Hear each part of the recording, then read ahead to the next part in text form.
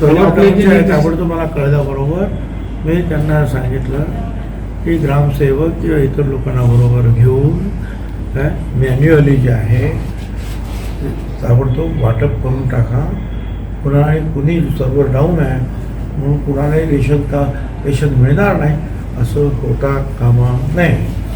त्यांचं जे काय आहे ग्रामसेवक किंवा कोणतरी सरपंच वगैरे शोभे करून ताबडतोब त्या गावाची ओळख पाठवून देऊ ना. त्याची अंमलबजावणी होताना दिसत नाही. खालच्या पातळीवर त्याची अंमलबजावणी होताना दिसत नाही. होत्या ना. आता काल परवा निघाली ऑर्डर अंमलबजावणी होईल. आता जे तुम्ही घरी जाईपर्यंत लोकशाही आहे. ज्याला उभं राहायचं ते उभे राहू शकतात. काय उभा एक काय अनेक जण उभे राहू शकतात आणि सगळ्यांनी उभे राहण्याची आपली इच्छा पूर्ण करायलाच पाहिजे असं माझं मत आहे. त्याच्यामुळे ज्यांना उभं राहायचं त्यांनी उभे राहा. आयुष्यातली की एक इच्छा असते निवडणुकीला उभं राहणं, काय निवडून येण्याचा प्रयत्न करणं, तो प्रयत्न त्यांनी केला पाहिजे. माझं म्हणणं एवढंच आहे की मी 20 वर्षापूर्वी आलो त्यावेळेससुद्धा माझा प्रचार हाच होता की विकास हाच माझा धर्म, विकास हाच माझा ध्यास, विकास हीच माझी जात.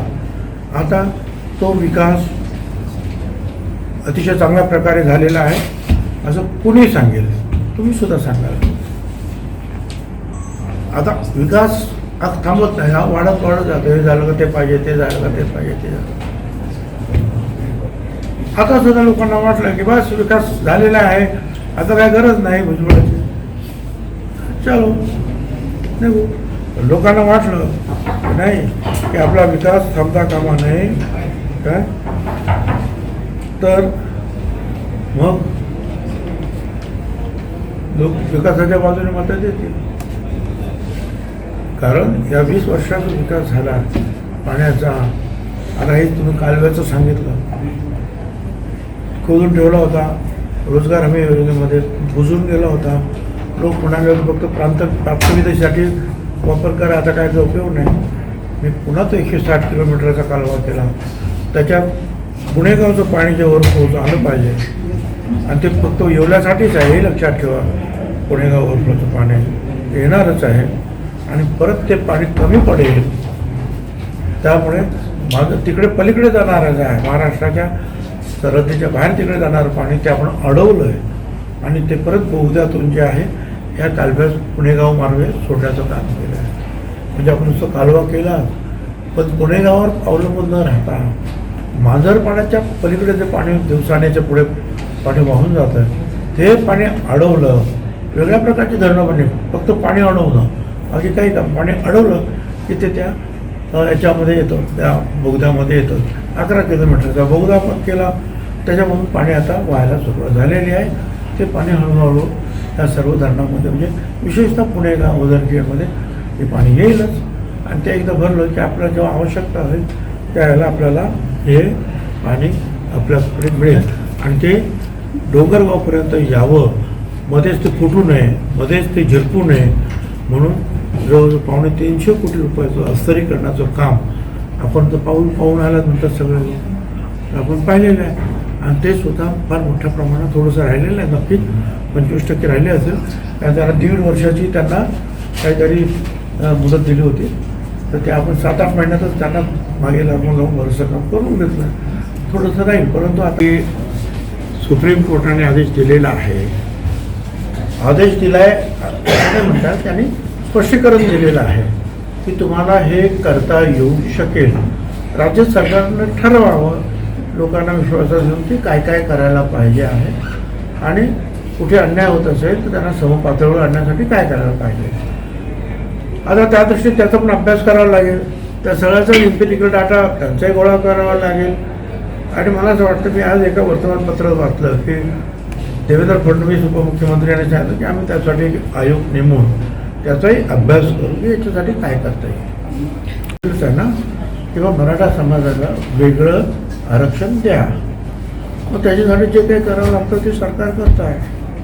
आमचं म्हणणं एवढंच आहे की दुसऱ्या कुठल्याही समाजाच्या आरक्षणामध्ये धक्का न लावता मराठा समाजाला आरक्षण द्या. त्याच्यामुळे आम्ही ते पास केलेलं आहे आणि मग ते पास केलेलं आहे त्यामुळे टिकावं म्हणून ते सरकार त्या पद्धतीनं बोलत आहे तिथे. आमचं पहिलं आम्ही मराठा समाज आरक्षण देऊ नका असं म्हणतच नाही मी कधी, किंवा आम्ही कधीच कोणी म्हणत नाही.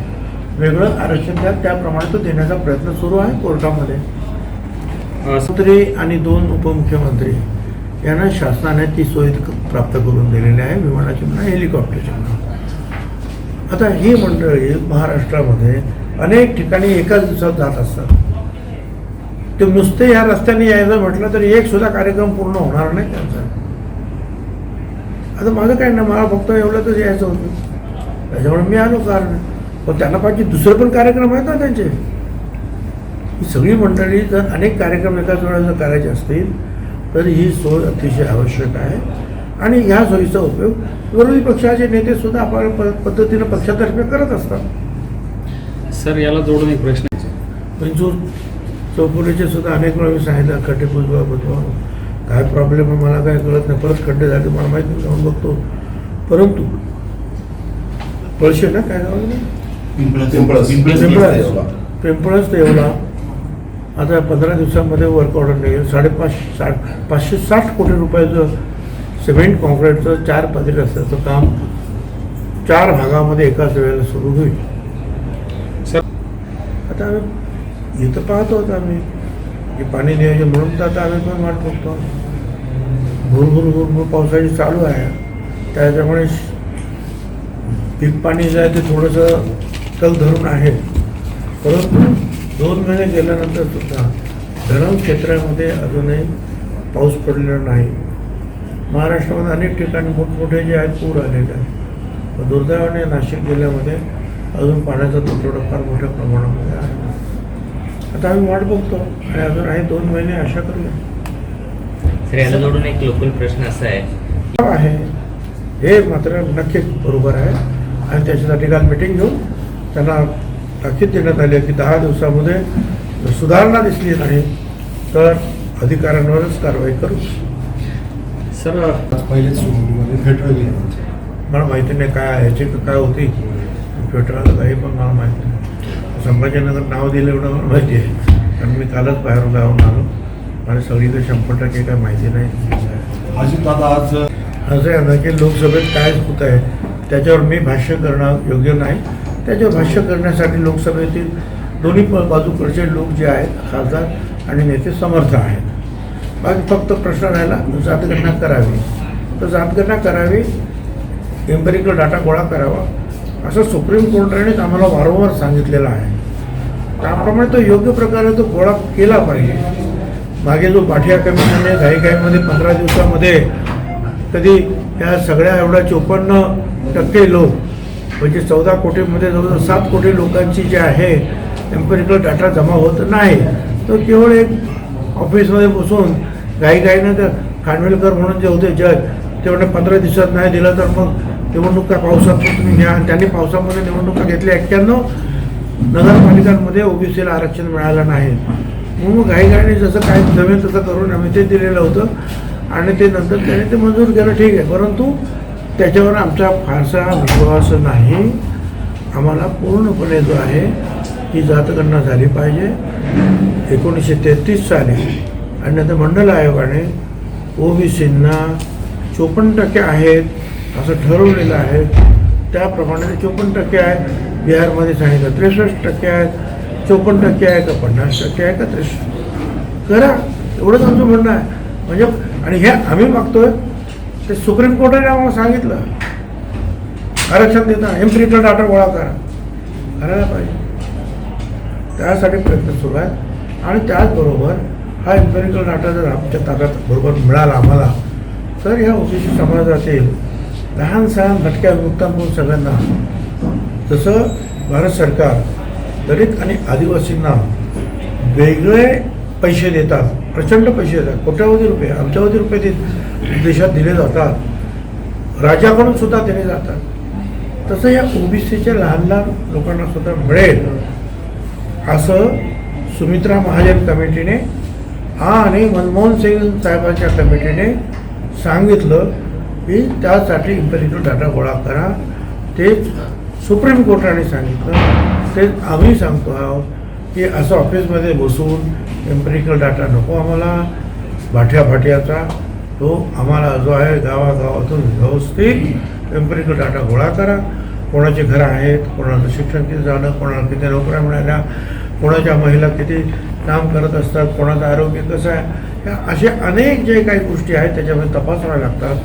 ते तपासा म्हणजे भटक्या मुक्तांपासून तर लहान सहान सर्व जाती जमातीचं सगळी माहिती गोळा होईल आणि त्यांना त्या प्रमाणामध्ये मग मदत देता येईल. झाले 20 दिवस झाले एरियामध्ये मतदारसंघामध्ये नाही. तुम्ही मतदारसंघामध्ये येऊ नये अशी तुमची इच्छा आहे का? मग काय इच्छा आहे? अहो प्रत्येकाने आता कधीही आता आचारसंहिता सुरू होईल, प्रत्येकाने आपापल्या मतदारसंघामध्ये उरलेल्या कामाचा जो आहे निपटारा करायला पाहिजे. प्रत्येक आमदाराने करायला पाहिजे. त्याप्रमाणे मी तो 15-20 दिवस मी नव्हतोच इथे. त्यामुळे ही सगळी कामं अडलेली आपण पाहिली. त्या कामाचा मी निपटारा करतो. त्याच्यामुळे तुम्हाला काही वाईट वाटत असेल, दुःख असेल तर सांगा मला. अगोदरचे आहेत भटक्या मुक्तांना वेगळं आरक्षण दिलेलं आहे, धनगर समाजांना सुद्धा वेगळं आरक्षण दिलं, बंजारी समाजाला सुद्धा वेगळं आरक्षण आहे. ज्यांना असं वाटत होतं की यांना अगोदर द्यायला पाहिजे त्यांना आम्ही दिलेलंच आहे. आणि आता बाकीचे जवळ 350 जाती आहेत, केली आहेत, माळी आहेत, कुंभार आहेत, सोनार आहेत, लोहार आहेत, असे खूप आहेत. ते सगळे जे आहेत आता अजून आहेत ते 19% शिल्लक आहे, 17% शिल्लक आहे.